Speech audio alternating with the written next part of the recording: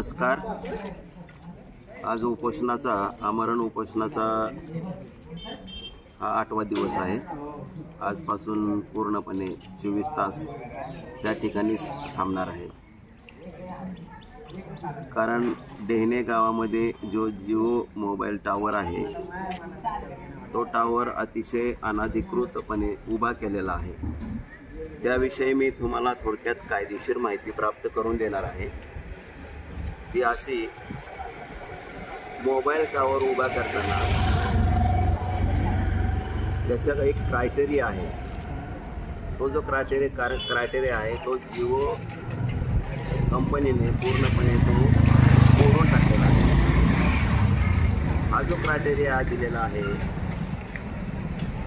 डॉटने जो क्रायटेरिया दिलेला आहे तो क्रायटेरिया असा आहे, इंडियन टेलिकम्युनिकेशनचा क्रायटेरिया जो आहे तो असा आहे की कोणत्याही ठिकाणी जेव्हा टावर उभा करायचा असतो तो टावर उभा करताना त्या ठिकाणी 1 ते 1.5 किलोमीटरच्या अंतरावर हा टावर उभा करावा लागतो. कारण हा हाय फ्रिक्वेन्सी टावर या कधी याच्यामध्ये जर हा टावर उभा केला तर तेथील लोकांना वेगवेगळ्या प्रकारचे आजार होतील की जे मी आता माझ्या ह्याच्यामध्ये निवेदनामध्ये मी ते दुरुस्त केलेले आहेत. तर जेव्हा टावर उभा केला जातो तेव्हा टावर एकतर उंचावं पाहिजे, ज्या ठिकाणी शाळा नको आहे, त्या ठिकाणी रेसिडेन्सी नको आहे, त्याचबरोबर तिथे हॉस्पिटल नको आहे. अशा पासून तो जवळजवळ 1 किलोमीटर अंतरावर हा हाय फ्रिक्वेन्सी टावर उभा करावा लागतो. असा कोणताही क्रायटेरिया ह्या जिओ मोबाईल कंपनीने पाळलेला नाही. ही एकतर खाजगी कंपनी आहे आणि ह्या खाजगी कंपनीने डेहणे ह्या गावामध्ये जो टावर उभा केलेला आहे त्या टावरपासून माझं घर जे माझे त्या ठिकाणी जे टॉयलेट आहे त्या टॉयलेटपर्यंत 100 मीटरवरच माझं ते घर येतं. परंतु माझे जो बंगला आहे तो बंगला 130 मीटरवर होतं आणि अख्खं गाव जे आहे त्या ठिकाणी कातकऱ्याची वस्ती आहे, गरीब वस्ती आहे, दलित वस्ती आहे, अगदी मागासलेले लोक आहेत. आणि ह्या मागासलेल्या लोकांच्या जवळ हा टावर उभा करणे म्हणजे त्या लोकांना पूर्णपणे निर्बल करून टाकणे, त्यांच्यावर अत्याचार करणे असे आहे. एखादा जर शत्रू आपल्या घरामध्ये येत असेल तर त्या शत्रूला किंवा त्या चोराला आपण मारू शकतो, कारण आपल्याला सेल्फ डिफेन्स करण्याचा अधिकार आहे. सेल्फ डिफेन्सनुसार आपण आपला जीव वाचवू शकतो. परंतु हे मोबाईलचे जे अदृश्य असणारे रेडिएशन जे आहे त्याला इलेक्ट्रोमॅग्नेटिक रेडिएशन म्हणतो. हे इलेक्ट्रोमॅग्नेटिक रेडिएशन हे चोरापेक्षाही खतरनाक आहे. तर ह्या लोकांनी जेव्हा हे रेडिएशन पूर्णपणे न आमची संमती न घेता जेव्हा आमच्यावर सोडले जाते तेव्हा त्यांच्यावर सेल्फ डिफेन्स आम्हाला करावा लागेल. कारण आम्हाला हे जगण्याचा अधिकार आहे. आम्हाला तुम्ही मारण्याचा प्रयत्न करत आहात, लोकांना अज्ञानामध्ये ठेवत आहात तुम्ही, आणि अज्ञानामध्ये ठेवून लोक आता मरत आहेत. लोक कशाने मरत आहेत? हार्ट अटॅकने मरत आहेत, पॅरालिसिसने मरत आहेत. बोलता बोलता जे लोक मृत्यू होत आहेत तुमच्या ह्या तीव्र रेडिएशन होत आहे. आणि हे तीव्र रेडिएशन अतिशय घातक असल्यामुळं त्वरित हे तीव्र रेडिएशन या ठिकाणचं थांबवण्यात यावं. आणि त्याचबरोबर जो हा टावर आहे तो दुसरीकडे उंच ठिकाणी स्थलांतर करावं, 2 किलोमीटर अंतराच्या वर स्थलांतर करावं, जेणेकरून तुमच्या ह्या टावरने आमच्यावर गेले 5 ते 7 वर्ष अत्याचार केलेला आहे रेडिएशनचा. आणि अख्ख्या गावाला त्यांनी त्या टावरनी न कळत, कुणालाही माहीत न होता, त्याचा दुष्परिणाम न सांगता तुम्ही आमच्या गावावर अन्याय केलेला आहे. त्यावर तुमच्यावर मोठी भरपाई मागण्यात येईल, प्रचंड भरपाई तुमच्याकडून मागण्यात येईल की ह्या लोकांचं तुम्ही आरोग्य धोक्यामध्ये घातलं. कोण पांगळा झाला, कोण पॅरालिसिसमध्ये गेला, कित्येक लोक आमच्या गावामध्ये गेले आणि लोक म्हणतात की दारुनी मेला. अरे दारुनी मेला बोलता बोलता माणूस दारुनी मेलाच नको जाता.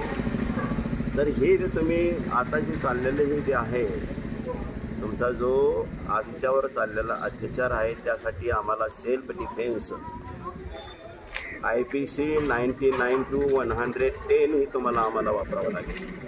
आणि तुम्हाला ह्या ठिकाणी कोणताही या डिझेल भरण्यासाठी येऊ देणार नव्हतं आम्ही. आणि त्याचबरोबर तुम्ही जर आलात तर तुम्हाला आम्ही सेल्फ डिफेन्स म्हणून तुमच्यावर आम्ही काय करणार, तुम्हाला आम्ही सांगणार की ह्या ठिकाणी ते डिझेल भरायचं नाही आणि आमच्यावर अत्याचार करायचा नाही. तर म्हणून जो हा टावर जो उभा करायचा आहे हा टावर फक्त उभा करताना त्याचा क्रायटेरिया ठरवून दिलेला आहे. टेलिकम्युनिकेशनच्या सर्व जे नियम आहेत त्या नियमामध्ये असं म्हटलं जातं की हा टावर जो आहे तो टावर उंच ठिकाणी एकतर पाहिजे, गावापासून म्हणजेच रेसिडेन्शियल ज्या ठिकाणी लोक आहेत त्यापासून तो दूर पाहिजे. आणि तो ह्या ठिकाणी पाळला नाही. पूर्ण ढेणे गाव आमचं, त्या ढेणे गावाचं तिथून जर मेजरमेंट केलं तर पूर्ण ढेणे गाव ते सोळसेवाडी कोरडेवाडी यांच्यापर्यंत 1 किलोमीटरच्या आतच सगळ्या काही सरळ रेषेमध्ये मोजला तर ते आमचे पूर्ण हे गाव सरळ रेषेमध्ये जर तुम्ही इंटेन्सिटी किलोमीटर मोजले किंवा अंतर मोजलं तर हे सर्वजण ह्या ठिकाणी पूर्ण आमचं गाव हे क्षेत्र जे आहे ते पूर्ण इलेक्ट्रोमॅग्नेटिक फील्डमध्ये आहे. आणि सतत रेडिएशन असल्यामुळं आमच्या गावातले अचानक माणसाने आताच परवा विठ्ठल सावंत म्हणून होते, बिचारे चांगले धडधाकट होते, बोलता बोलता त्यांचा मृत्यू झाला. आणि असे अजून कितीतरी असे माणसं आहेत की गावामध्ये आजारी पडलेले आहेत. आणि म्हणून हा जो टावर आहे तो अनाधिकृत उभा केलेला आहे. ज्या सरपंचांनी तत्कालीन सरपंचांनी तुम्हाला ज्या तत्कालीन सरपंचांनी तुम्हाला जी परवानगी दिली गेली त्यांच्याशीही मी संवाद साधला गेला तर त्यांनी स्पष्ट मला सांगितलं की दादा त्या टावरचा दुष्परिणाम आम्हाला माहीत नव्हता. आम्हाला फक्त एकच माहीत होते की आपल्या गावामध्ये काहीतरी सुविधा आल्या, परंतु ही सुविधा तुम्ही प्रस्थापित करीत असताना तुम्ही अतिशय कमालीची लोकांना दुष्परिणामाविषयी कमालीची मौन पाळता. तुम्ही सांगत नाही लोकांना की ह्याचा दुष्परिणाम कोणता आहे. तर दुष्परिणाम जे आहेत ते मी ह्या माझ्या बोर्डावर लिहिलेलेच आहेत. आणि ब्रिटिश जर्नल माझ्याकडे आहे. या ब्रिटिश जर्नलमध्ये ज्या या ठिकाणी आर्टिकल लिहिलं आहे review of article health care आहे ना, पब्लिक हेल्थ जे आर्टिकल आहे त्या आर्टिकलमध्ये पूर्णपणे स्टडी केलेलं आहे त्यांनी. आणि त्या स्टडीनुसार ह्या भारत देशामध्ये त्या टावरमुळं अतिशय लोक पांगली झालेली आहेत. घराघरामध्ये दारादारामध्ये लोकांना अँजिओप्लास्टी करावी लागत आहे, पॅरालिसिस झालेले आहेत लोकांना, स्ट्रोक बसलेला आहे लोकांना, कॅन्सर होत आहे लोकांना, नाना प्रकारचे स्किन डिसीज होत आहेत लोकांना. आणि म्हणून जेव्हा हे आमच्या सरपंचांनी दिलेलं तुम्हाला जे परमिशन आहे हे परमिशन त्यांच्या अज्ञानाचा गैरफायदा घेऊन तुम्ही ते दिलेला आहे. म्हणून हा टावर अतिशय अनधिकृत असल्यामुळं हा टावर नक्कीच तुम्ही इथून हलवावा आणि तो उंच ठिकाणी नेणे यातच तुमचं कल्याण आहे, त्यामध्ये आमचंही कल्याण आहे. हा अनधिकृत टावर सांगितलेला आहे तुम्हाला की तुम्ही खाजगी आहात कोणत्याही कंपनीचं या ठिकाणी आज 8 दिवसाला कोणत्याही कंपनीचा अधिकारी या ठिकाणी आला नाही किंवा त्यांनी व्हिजिटही दिली नाही. आज पोलिसांनीसुद्धा व्हिजिट दिलेली नाही. आत्तापर्यंत पोलीस देखील आलेले नाही. जर असं चालत असेल तर या देशामध्ये न्याय आहे का नाही याचा प्रश्न पडलेला आहे. तुम्ही आर्टिकल 21चं आर्टिकल 14चं पूर्णपणे व्हायोलेशन करीत आहात, उल्लंघन करीत आहात आणि लोकांना जर्जर करण्याचा प्रयत्न करत आहात. तरी कृपया तुम्हाला विनंती राहील की असा हा अनधिकृत असणारा टावर असणारे तुमचे नोडल अधिकारी किंवा तुमचे अनेक मोठे अधिकारी यांनी तो टावर त्वरित स्थलांतर करावा आणि स्थलांतर करून लोकांचं जीवित हानिमान जे होणार आहे, आता आधीच अलाराम कंडिशनमध्ये पोचलेलं आहे, ते त्यांचं जीविताची हानी वाचवते. आणि जर तुम्ही याच्या उपर जर नाही केलं तर त्या ठिकाणचं जे आमरण उपोषण आहे तर मरेपर्यंत आमरण उपोषण या ठिकाणी होईल. आणि मग तुम्हाला सारा समाज विचारेल की या माणसाचा मृत्यू का झाला. या ठिकाणी कुठलंही प्रोटेक्शन आतापर्यंत मला पोचलेलं नाही. पोलीस येतात, काल आले पोलीस, म्हणजे 8 तारीख आहे 11, काल 10 तारखेला पोलीस आले, पोलीस गेले, 4ला त्यांनी त्यांचा गुन्हा झाली आणि आतापर्यंत पोलीस आले नाही. संध्याकाळी मी या ठिकाणी बसणारच आहे या ठिकाणी. तर याला जबाबदार पूर्णपणे जे संरक्षित खातं आहे ते पूर्णपणे जबाबदार राहतील. आणि जर उद्या जीविताला हानी झाल्यास तेही खूप जबाबदार राहतील. आणि म्हणून सर्व आमच्या समाजातील नागरिक बांधवांना विनंती करण्यात येत आहे की हा टावर विस्थापित करण्यात यावा, बाजूला करण्यात यावा.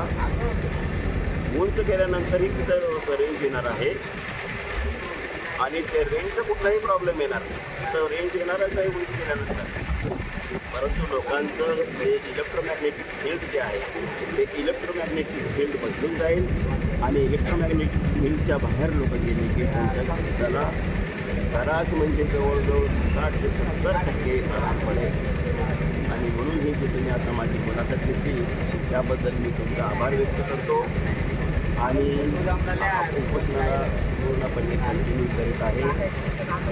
रात्रंदिवस या ठिकाणी मी बसलेलो आहे. या ठिकाणी कृती आला तरी चालेल. ठीक आहे.